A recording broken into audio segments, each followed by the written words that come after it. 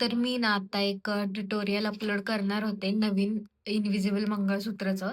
पण त्याच्या अगोदर मला तुमच्या सगळ्यांचं एक कन्फ्युजन आहे बऱ्याच ताईंचं. तर ते मला म्हटलं त्याच्याबद्दल थोडं मी सांगते आता अगोदर.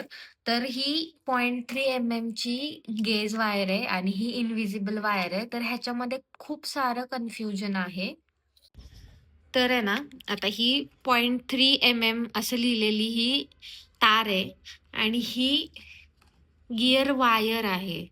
ही तार नाहीये. ही पूर्ण फ्लेक्सिबल असते. ही अशी आपण असं कसं पण हिला केलं तरी ही परत अशीच होणार आहे. फक्त हिला जर जास्त असं प्रेस केलं ना, तरच ही तो शेप घेते. म्हणजे तरच ही असं अशी दुमडली जाते थोडक्यात.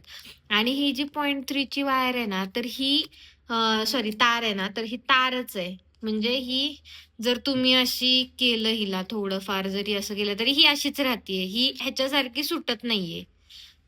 म्हणजे ह्याचा वापर आपण कशासाठी करू शकतो, तर फ्लॉवर वगैरे बनवायला किंवा नथमध्ये जे आपण सगळं बाइंडिंग करतो ना, तर त्याच्यासाठी आपण ही तार वापरतो आणि ही आपण बीडिंग वायर म्हणून वापरतो. आता हे बघा थोडं सुटलं तरी हे सगळं सुटतं. म्हणजे ही तारच आहे. ह्याला काही ह्याचं स्ट्रक्चर नाही. म्हणजे ह्याला सगळं स्ट्रक्चर आपण जसं देईल तसं स्ट्रक्चर आहे. स्वतःचं काही असं नाहीये.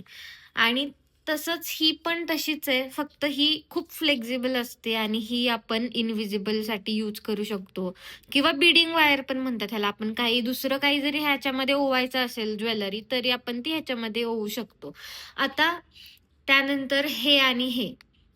आता हे आहे ते कटर आहे आणि हे आपलं पक्कडसारखं म्हणजे हे नोच प्लायर आहे.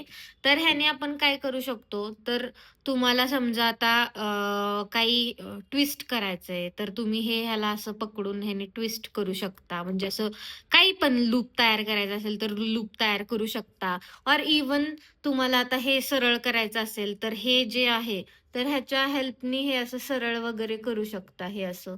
हे सरळ झालं हे.